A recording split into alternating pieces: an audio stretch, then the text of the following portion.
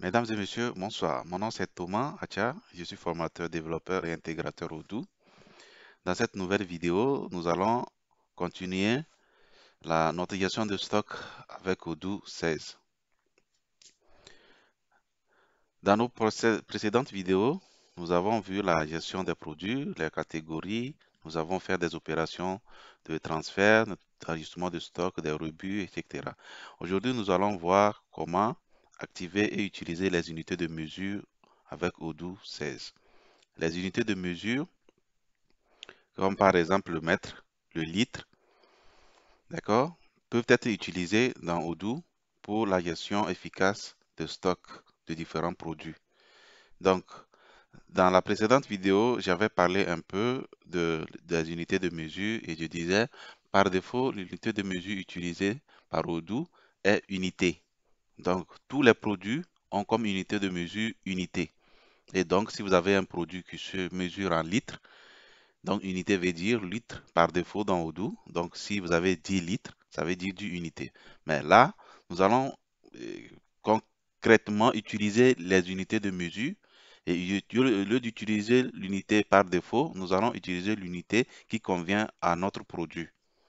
Et donc, pour cela, nous allons activer cette fonctionnalité au niveau de paramètres de configuration. Et je vais chercher ici unité de mesure. Et je vois unité de mesure ici. Je vais cocher pour l'activer et cliquer simplement sur sauvegarder.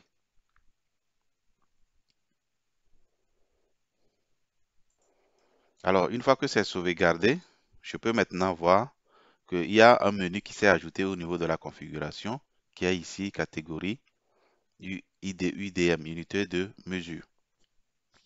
Et là, on voit ici les unités de mesure par défaut qu'on peut utiliser avec Odoo de manière brute. Ça veut dire que ici, Odoo a prévu déjà certaines unités de mesure que nous pouvons directement utiliser, mais on peut nous-mêmes créer aussi nos unités de mesure. Nous allons voir ça par la suite.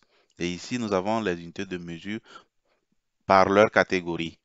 Nous avons les unités, nous avons les poids, le temps de travail, les longueurs, distance, superficie, volume. Et là, nous pouvons dire qu'on a presque toutes les unités de mesure qui peuvent nous permettre de faire la gestion de stock dans ces unités de mesure. Et donc, je vais faire un exemple déjà. Il faut que je crée un produit et le produit que je vais créer ici, je vais créer le... Déjà, je clique sur produit ici. Je dis nouveau. On va créer des ordinateurs. Pour les ordinateurs, on peut dire que leur unité de mesure, c'est unité. D'accord? Mais pour être concret, nous allons créer un nouvel article. Et l'article que nous allons créer ici, on va faire très simple. On va dire carburant. Et nous allons dire que le carburant est mesuré en litres. D'accord? Donc, comme toujours, le type de produit, c'est produit stockable. Et voilà, et vous allez voir ici qu'il y a deux champs qui sont ajoutés ici après avoir activé cette fonctionnalité. Je vous avais dit que au fur et à mesure que nous allons activer des fonctionnalités, il y aura de nouveaux champs qui seront ajoutés aux différents formulaires de la gestion de stock et on peut les utiliser maintenant pour faire le paramétrage pouvant nous permettre de faire la gestion de stock. Donc à ce niveau-là, on a les unités de mesure et les unités de mesure à l'achat. D'accord? Donc les unités de mesure, on peut acheter dans une unité et vendre dans l'autre unité. D'accord? Et souvent, ces unités-là sont des unités de même catégorie. D'accord? Et quand nous parlons de litres, on a les multiples de litres et les sous-multiples de litres. D'accord? Donc, les multiples de litres et les sous-multiples de litres font partie de la même catégorie qu'on appelle ici volume. D'accord? Et on peut vérifier ça. Donc, déjà, je vais au niveau de catégorie. On voit ici que il y a la catégorie volume et dans cette catégorie, on voit bien le litre ici. Et après, nous avons les multiples et les sous-multiples de litres. D'accord? Donc là, je reviens sur le produit que je viens de créer. Je sélectionne ici litre.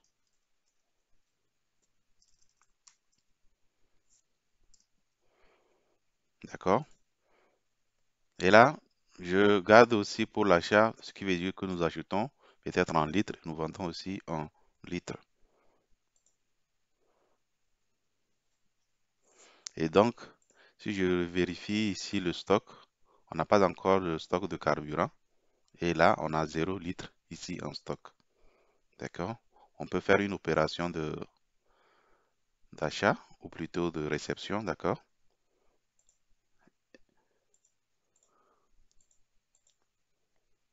Je fais une réception dans l'entrepôt principal, une réception plutôt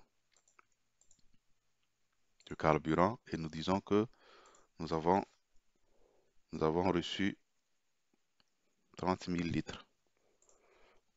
Je marque en fait, je valide, j'applique et là maintenant je peux voir qu'il y a 30 000 litres, d'accord, du carburant en stock. Un autre exemple que je vais prendre ici, d'accord, c'est que nous vendons aussi, ou bien nous gérons aussi le stock des huiles, d'accord. Je vais prendre un exemple de huile de palme. Huile de palme, pour que ceux qui ne connaissent pas, c'est l'huile, on connaîtra dans le noix de palme. Donc, je vais dire huile de palme, si j'arrive à l'écrire, d'accord. Et là, ici, je vais dire que nous achetons, nous achetons en litres, d'accord.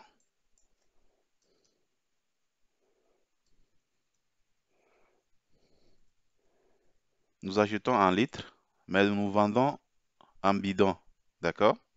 C'est un peu, c'est un peu difficile de pouvoir comprendre ça, d'accord. Nous achetons en litres, mais nous vendons en bidon. Donc, bidon n'est pas encore ici. D'accord? Donc, nous allons voir un peu un exemple d'un bidon. Un bidon de 25 litres.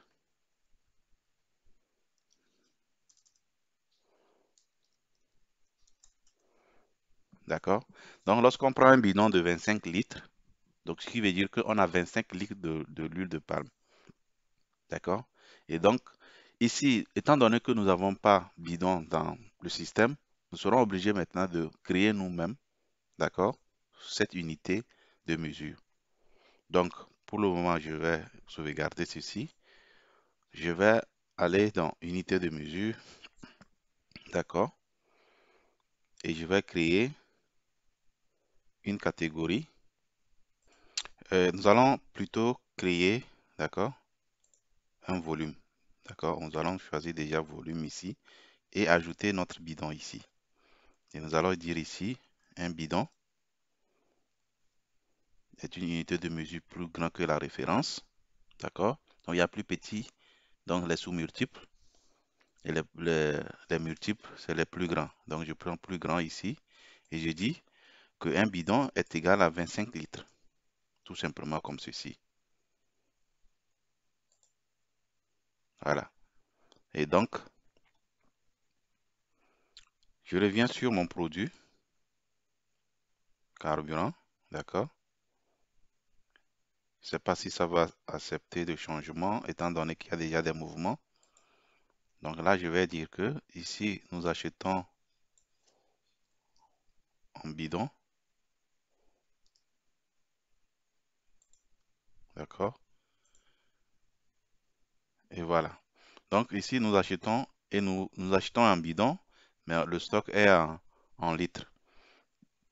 Donc, je vais rapidement faire une opération de réception, comme si on achetait.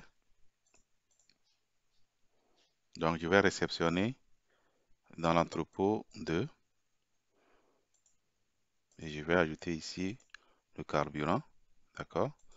Et je vais dire qu'on a ici, qu'on a acheté ici 2 bidons.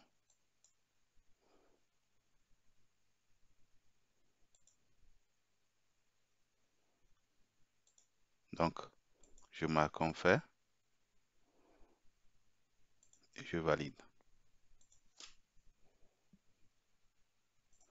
Et avec ce que je viens de faire, si on va vérifier sur le produit, on aura 50 litres qui seront ajoutés. Donc, je viens ici, je vois déjà, il y avait 3000 plus 2 bidons de ces 25 litres chacun, ça fait 50 litres. D'accord?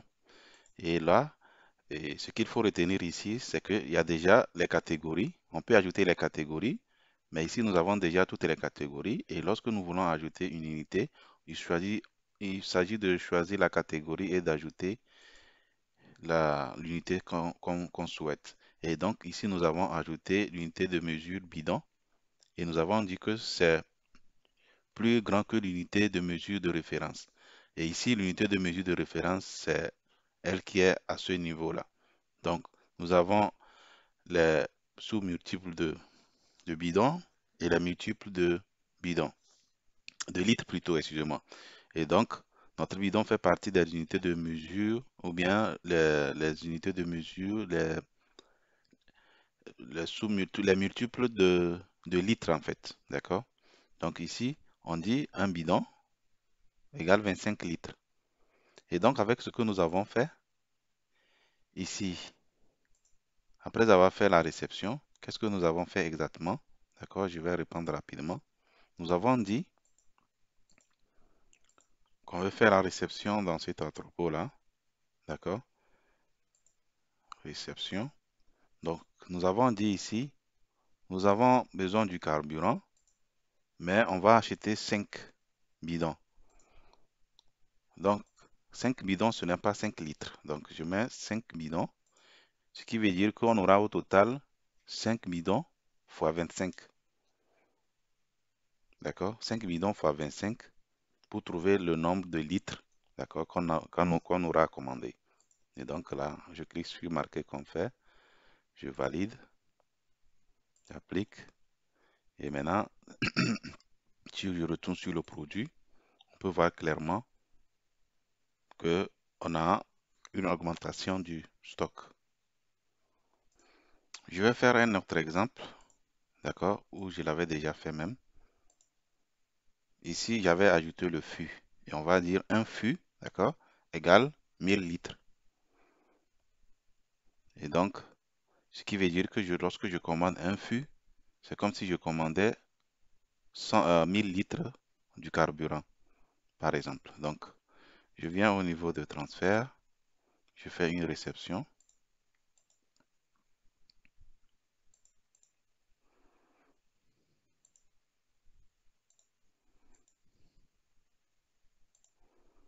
Et je dis ici, je vais prendre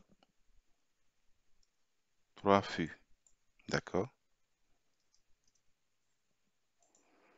Et donc, ce qui sous-entend que je suis en train de commander 3000 litres du carburant.